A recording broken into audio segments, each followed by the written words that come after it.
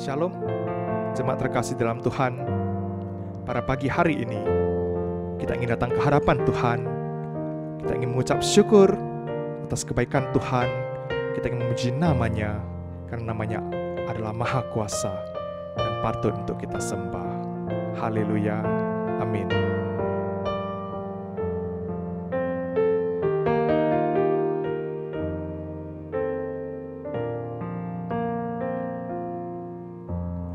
Dari semula telah Kau tetapkan hidupku dalam tangan-Mu, dalam rencana-Mu Tuhan.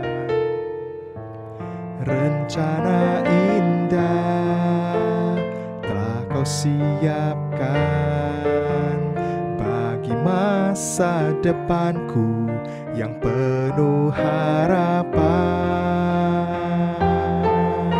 Semua baik, semua baik. Apa yang telah Kau perbuat di dalam hidupku, semua baik, sungguh teramat baik. Kau jadikan hidupku berarti.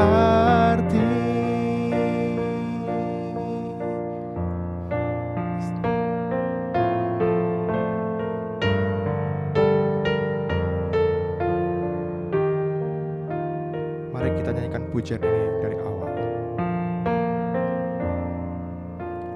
Dari semula telah Kau tetapkan hidupku dalam tangan-Mu, dalam rencana-Mu Tuhan.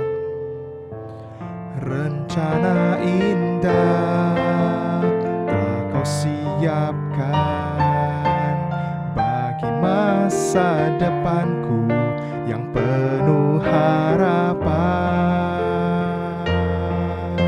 Semua baik, semua baik.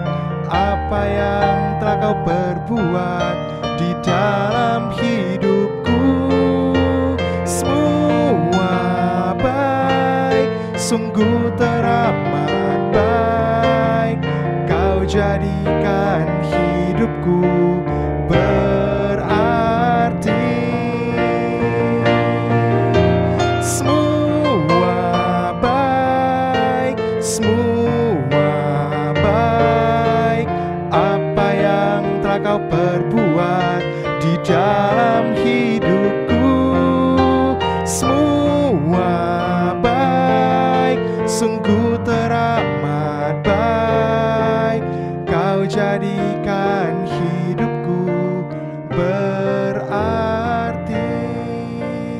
Kau jadikan hidupku berarti. Kau jadikan hidupku berarti.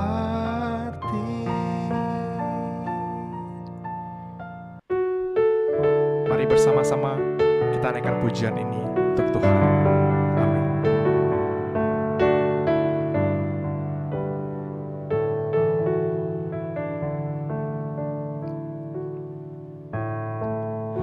Jalan-Mu tak terselami oleh setiap hati kami.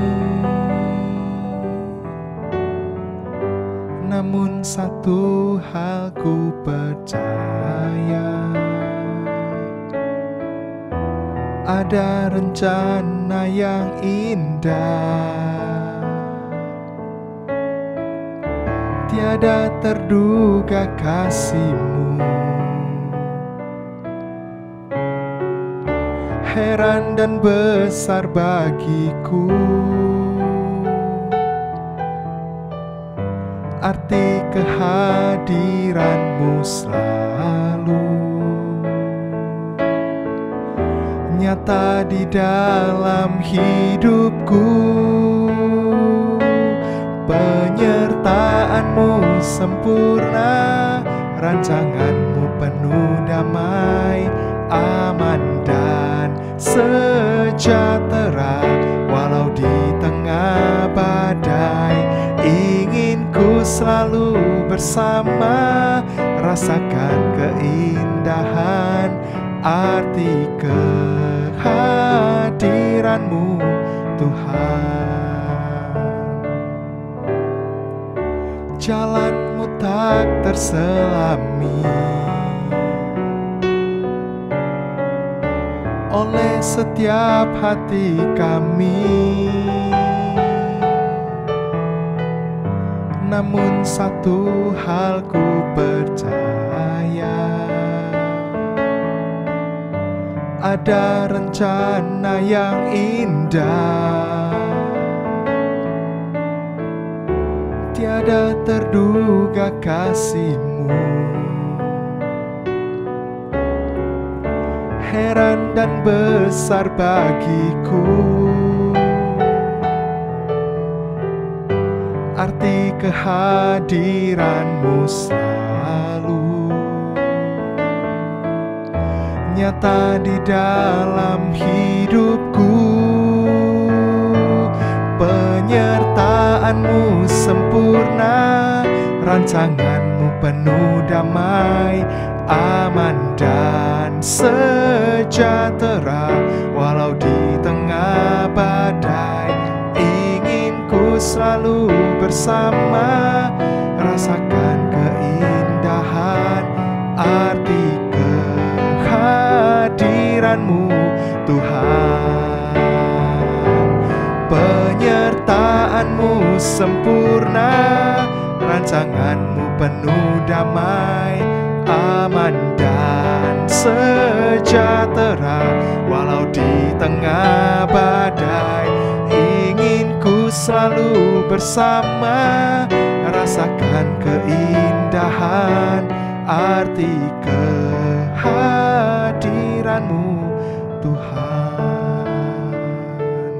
Penyertaan-Mu sempurna, rancangan-Mu penuh damai, aman dan sejahtera.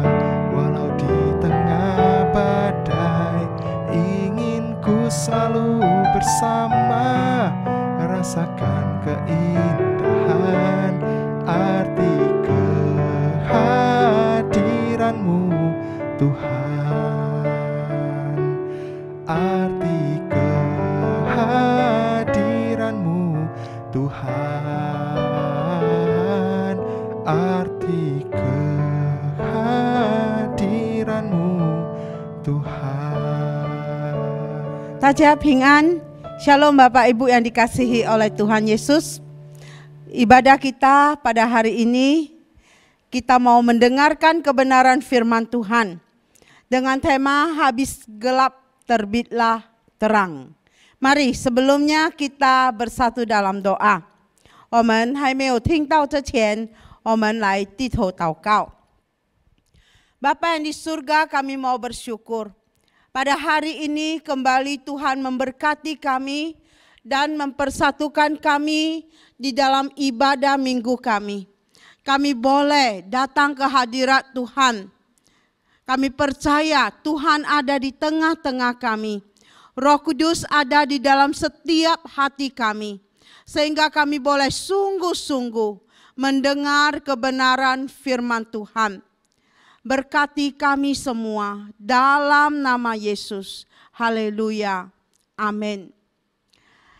Saya akan bacakan firman Tuhan dari Injil Lukas pasal 24 ayat 36 sampai 45. Dan sementara mereka bercakap-cakap tentang hal-hal itu, Yesus tiba-tiba berdiri di tengah-tengah mereka dan berkata kepada mereka, "Damai sejahtera bagi kamu." Mereka terkejut dan sangat takut dan menyangka bahwa mereka melihat hantu. Akan tetapi ia berkata kepada mereka, "Mengapa kamu terkejut dan apa sebabnya timbul keraguan-raguan di dalam hati kamu? Lihatlah tanganku, kakiku, aku sendirilah ini. Rabalah aku dan lihatlah, karena hantu tidak ada daging dan tulangnya, seperti yang kamu lihat ada padaku. Sambil berkata demikian, ia memperlihatkan tangannya, kakinya kepada mereka. Dan mereka belum percaya karena girangnya dan makin heran. Berkatalah ia kepada mereka, adakah padamu makanan di sini? Lalu mereka memberikan kepadanya sepotong ikan goreng. Ia mengambilnya dan memakannya di depan mereka. Ia berkata kepada mereka, inilah perkataanku yang telah kukatakan kepadamu ketika aku masih bersama-sama dengan kamu, yakni bahwa harus digenapi semua yang ada tertulis tentang aku dalam kitab Taurat Musa dan kitab nabi-nabi dan kitab Mazmur. Lalu ia membuka pikiran mereka sehingga mereka mengerti kitab suci. 正说这话的时候，耶稣竟站在他们当中说：“愿你们平安。”他们却惊惶害怕，因为所看见的是魂。耶稣说：“你们为什么愁烦？为什么心里起意念呢？你们看我的手，我的脚，就知道实在是我了。摸我看看，魂无骨无肉。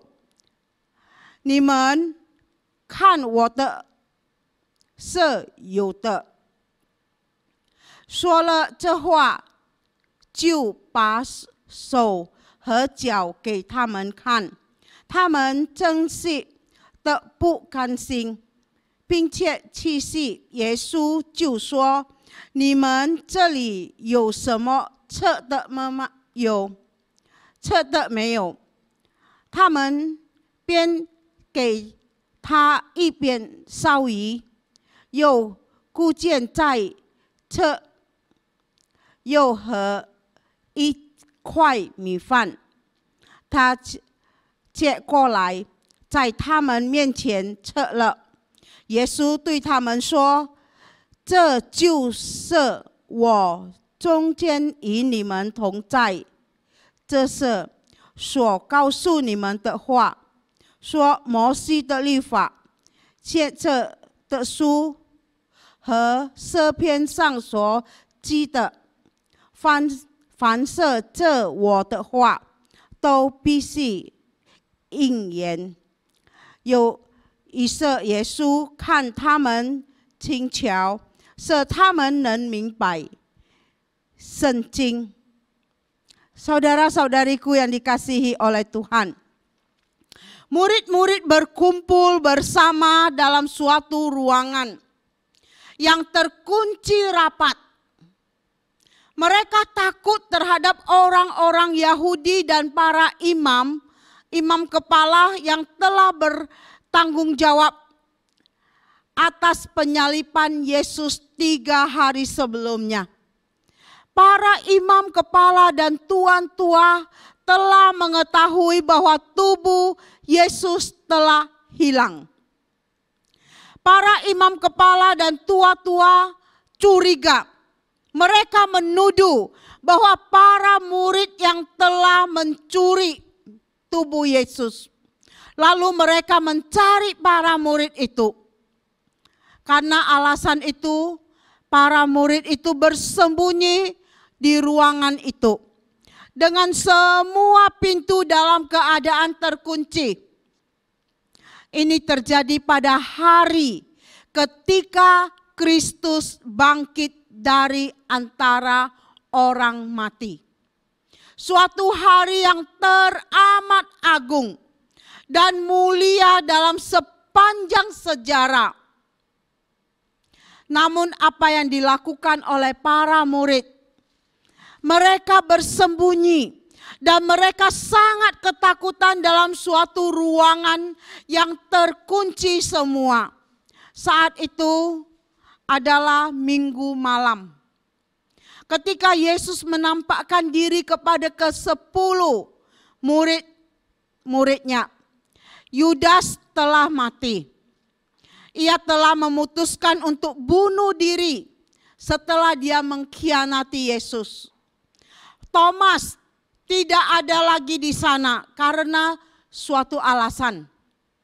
8 hari kemudian baru Yesus berjumpa dengan Thomas. Yesus yang hidup berjumpa dengan Thomas. Dan pada hari itu Thomas baru percaya bahwa Yesus sudah bangkit. Saudara-saudariku, kita melihat kecemasan, ketakutan yang mencekam. Ke-10 murid Yesus sedang mempercakapkan hilangnya tubuh Yesus dari kubur. Yesus tiba-tiba berdiri di tengah-tengah mereka dan berkata kepada mereka, "Damai sejahtera bagi kamu." Perhatikan bahwa dalam ruangan yang terkunci rapat semua, namun tiba-tiba Yesus ada di tengah-tengah mereka. Hal ini menunjukkan bahwa Tuhan tidak dibatasi oleh ruang dan waktu. Ruang dan waktu bisa membatasi manusia, tetapi tidak untuk Tuhan. Hal ini mengingatkan kita kepada ucapan Tuhan Yesus. Sebab di mana ada 2 atau 3 orang berkumpul dalam namaku, di situ aku ada di tengah-tengah mereka. Di Matius 18 ayat 20.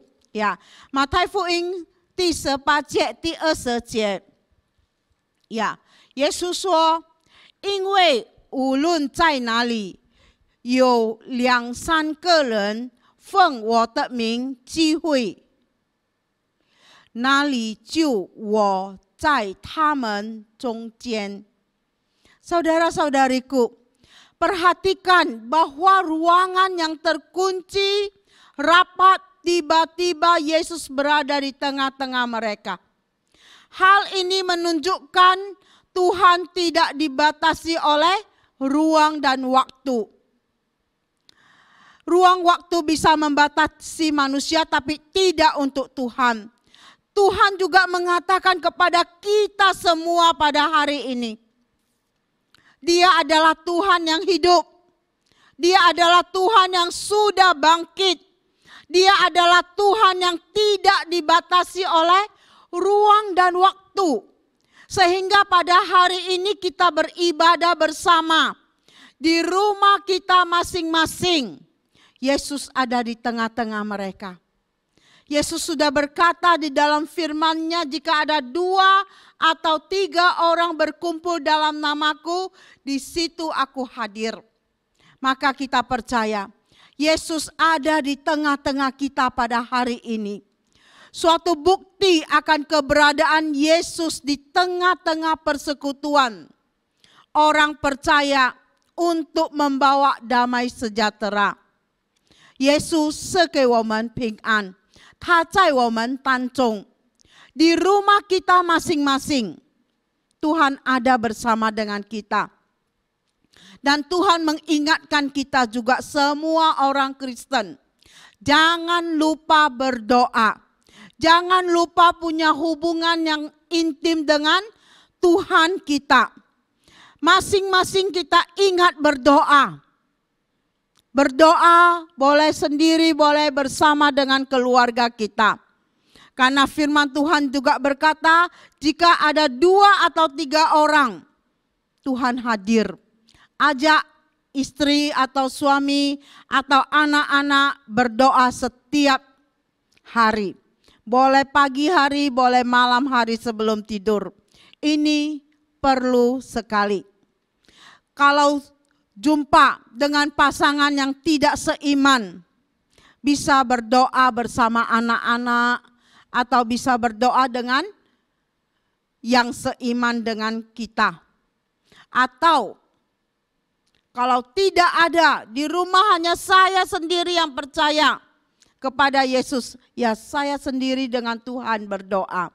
Tuhan ada di tengah-tengah kita. Tuhan menyendengkan telinga mendengar doa-doa kita. Semua kerinduan hati kita, Tuhan peduli kepada kita. Tuhan katakan, Yakobus 5 ayat 16, karena itu hendaklah kamu saling mengaku dosamu dan saling mendoakan, supaya kamu sembuh. Doa orang yang benar, bila dengan yakin didoakan, sangat besar kuasanya. Amin. Ya, perhatikan juga para murid yang ketakutan ketika mereka melihat Yesus. Mereka terkejut, takut dan menyangka Yesus itu hantu. Mereka sangka mereka melihat hantu. Ini menunjukkan bahwa mereka tidak mengharapkan Yesus bangkit dari antara orang mati. Ia telah memberitahu mereka sebelumnya bahwa ia akan bangkit, namun mereka tidak memperhatikan hal ini. Ia pernah berkata kepada mereka bahwa mereka akan menyesah dan membunuh dia, dan pada hari ketiga ia akan bangkit. Namun entah mengapa mereka tidak mengingat apa yang ia pernah katakan tentang itu. Sehingga mereka terkejut ketika ia menampakkan diri kepada mereka setelah ia bangkit dari antara orang mati. Tuhan Yesus tahu. Tuhan Yesus mengerti kondisi murid-muridnya pada saat itu. Meski mereka tidak mengucapkan suatu kata apapun. Tapi ia tahu murid-muridnya sedang dalam ketakutan, dalam keraguan akan keberadaannya. Sehingga dia menenangkan ketakutan mereka. Yesus menunjukkan bukti-bukti fisik untuk menghilangkan keraguan mereka. Dengan menunjukkan tangannya, dengan menunjukkan kakinya yang masih terdapat bekas paku penyalipan. Dan ia membuat mereka semakin percaya. Ia meminta makanan untuk dimakan di depan mereka. Bukan karena ia merasa lapar. Dan sekaligus dia mau mencairkan suasana yang pada saat itu begitu mencekam. Dia ingin tahu. Dia ingin mereka juga semua murid-muridnya tahu bahwa dia bukanlah hantu atau roh. Ia berkata kepada mereka untuk memegang, peganglah tanganku ini, jamah. Dia menyuruh murid-muridnya untuk menjamahnya. Bahwa benar ini saya Yesus. Dan tubuhnya secara fisik benar-benar telah bangkit dari antara orang mati. Puji Tuhan. Haleluya. Tuhan Yesus bangkit. Kubur kosong. Yesus membuka pikiran para muridnya waktu itu. Setelah Yesus menenangkan hati mereka dari ketakutan, ia kemudian membuka pikiran mereka. Sehingga mereka mengerti kitab suci. Kata Yunani yang diterjemahkan dengan membuka di sini adalah dianoigo. Kata itu berarti to open. To open thoroughly. Membuka secara menyeluruh. Tuhan Yesus juru selamat kita hidup. Dan sungguh-sungguh telah bangkit. sehingga kita semua percaya kepadanya, punya pengharapan. Kita punya hari esok karena Yesus hidup, karena Yesus bangkit. Amin. Yesus harus bangkit dari antara orang mati untuk memberi jalan bagi kita masuk kepada keselamatan Allah. Tanpa kebangkitan Yesus, kita akan tetap tinggal dalam masalah besar, dalam dosa, terus menggerogoti hidup kita. Tanpa kebangkitan Yesus, apa yang disebut hidup baru hanyalah sebuah omong kosong saja. Tapi tak kunjung nyata. Itulah sebabnya ketika Yesus menampakkan diri kepada murid-muridnya yang sedang berkumpul pada malam hari di sebuah rumah, pertama-tama Yesus menjamin mereka dengan firman-Nya. Yesus berkata, damai sejahtera bagi kamu. Yesus mengatakan, Nimen Ping-an. Tampak bahwa kebangkitan Yesus membawa sukacita bagi murid-murid yang tadi berada dalam suasana ketakutan. Dan memang kebangkitan Yesus itu mengandung kekuatan untuk menyingkirkan ketakutan. Percaya pada Yesus yang bangkit adalah percaya bahwa Dia sanggup menyingkirkan segala ketakutan kita. Yesus Kristus yang bangkit, Dia sanggup menyingkirkan semua masalah-masalah hidup kita. Dia pasti buka jalan untuk kita. Karena Dia Tuhan yang hidup. Karena Dia Tuhan yang bangkit. Kebangkitan Yesus mau menegaskan kembali kehidupan damai sejahtera, di mana orang tidak perlu takut lagi. Sebaliknya hidup dalam sukacita. Saudara-saudariku, jika seseorang yang belum percaya Yesus, tingkah lakunya bisa membuat dia tidak suka pada Yesus.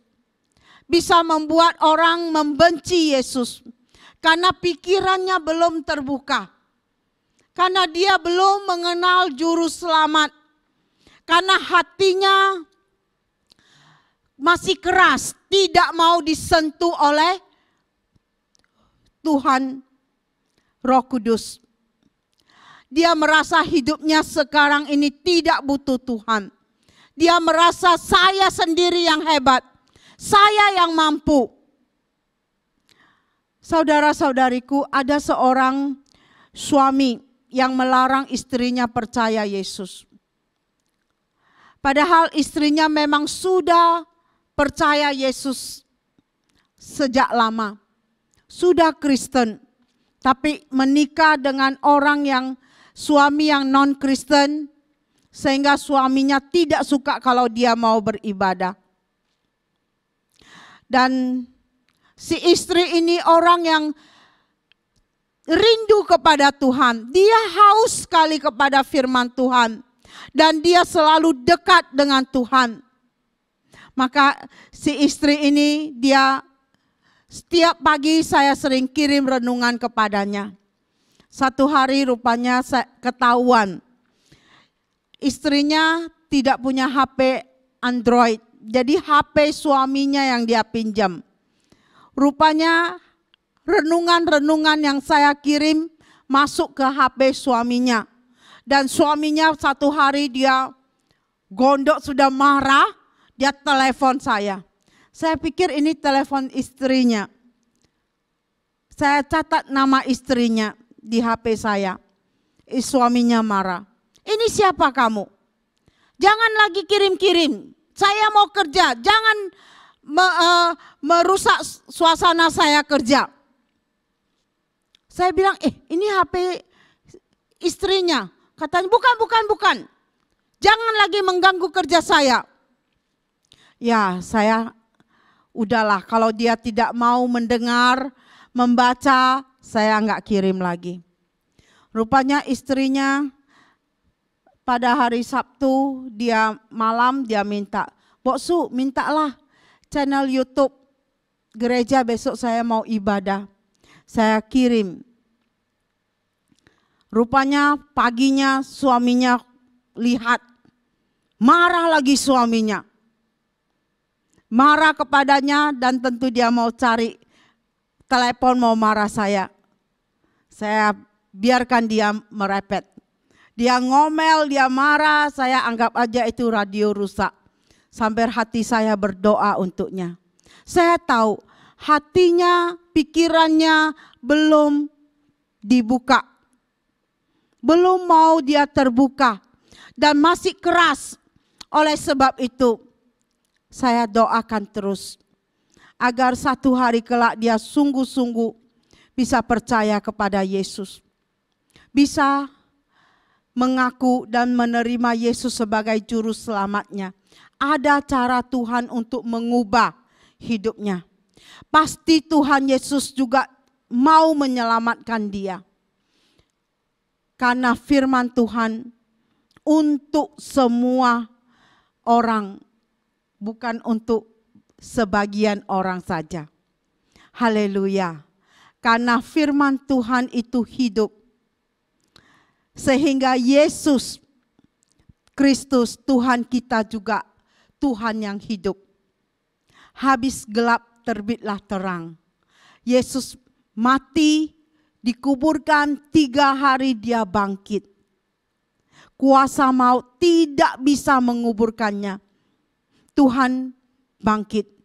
Jadi kapanpun seseorang percaya Yesus, pikirannya yang selama ini tertutup akan firman Allah akan dibukakan.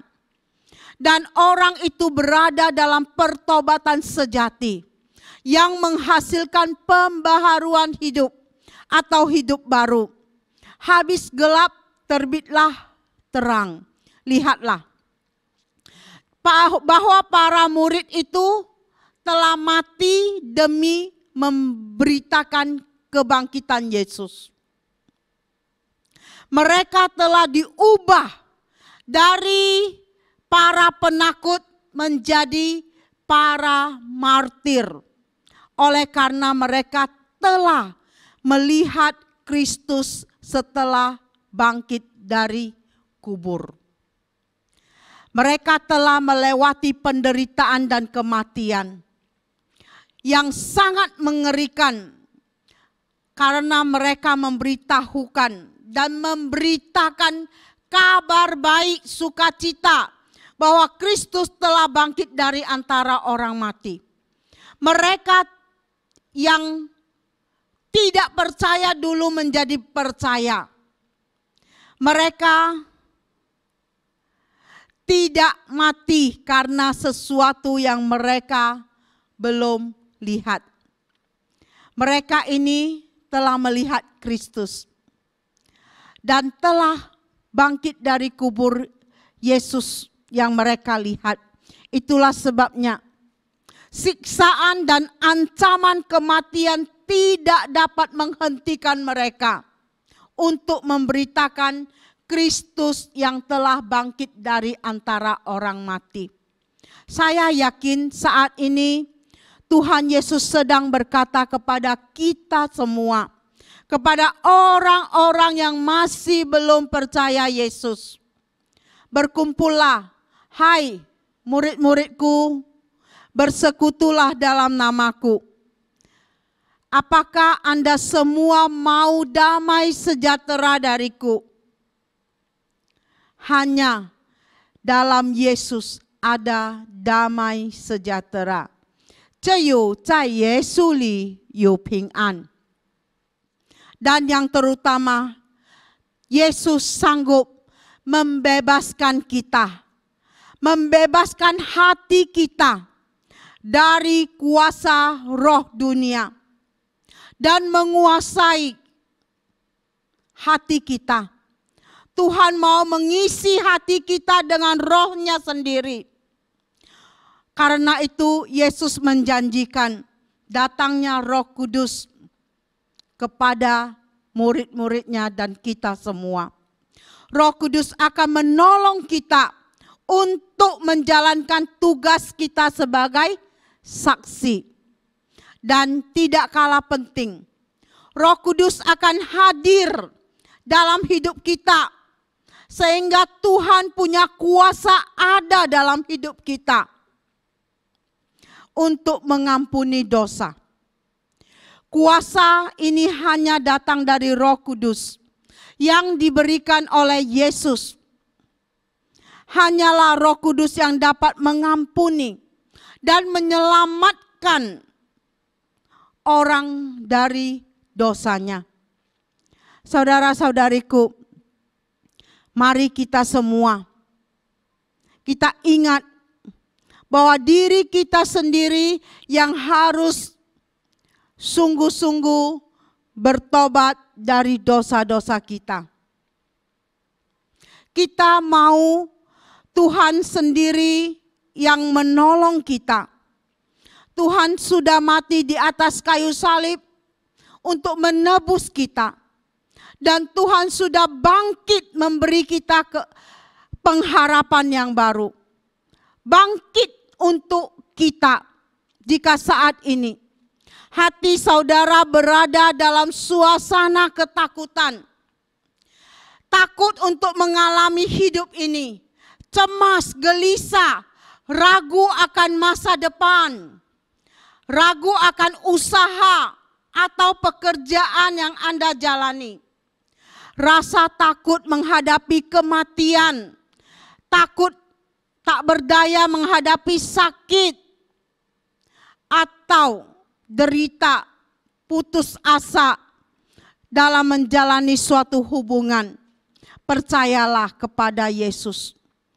Buka hatimu, terima Yesus sebagai juru selamatmu pribadi. Yesus mau menolongmu. Yesus sanggup menolongmu. Ia ada di tengah-tengah kita untuk memberikan damai sejahtera. Mintalah agar Yesus membuka pikiran saudara dan memberi pengertian akan firman Allah oleh kuasa mujizat Tuhan Yesus. Usahamu, pekerjaanmu dipulihkan oleh Tuhan.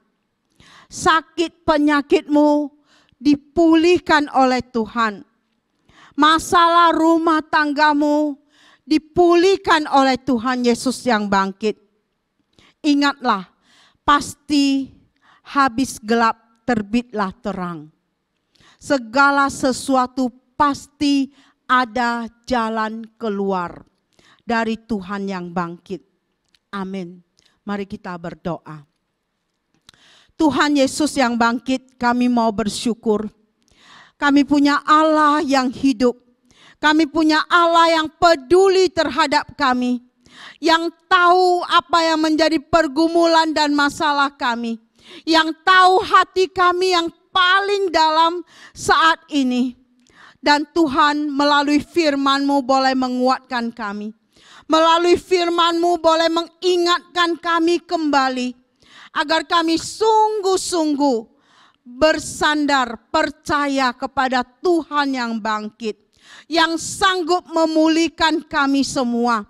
Yang sanggup membuka jalan untuk setiap masalah yang kami sedang hadapi.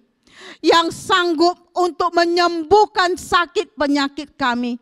Yang sanggup memulihkan semua ekonomi dan masalah dalam pekerjaan kami. Terima kasih Tuhan. Engkaulah yang menjadi penolong kami yang sungguh. Tuhan bangkit, kami pun Tuhan pasti akan bangkitkan. Terima kasih Tuhan. Dalam nama Yesus kami berdoa dan kami bersyukur. Amin. Mari kita sama-sama bangkit berdiri. Kita doa Bapa kami, kemudian kita terima berkat dari Tuhan. 我们一起起立，我们念主祷文，然后我们领受神的祝福。我们在天上的父，愿人都尊父的名为圣，愿父的国降临，愿父的旨意行在地上，如同行在天上。我们日用的饮食，今日赐给我们，赦免我们的罪，如同我们赦免得罪我们的人，不叫我们一切试探，拯救我们脱离凶恶。因为国度、权柄、荣耀，全是父的，直到永远。我们来领受神的祝福。愿我主耶稣基督的恩惠、天父上帝的慈爱、圣灵保惠师的交通与感动，常与你们众人同在，从今时直到永永远远。Kasih anugerah dari Allah serta putranya Yesus Kristus dan persekutuan dengan Roh Kudus menyertai kalian semua pada saat ini sampai selama-lamanya. Amin.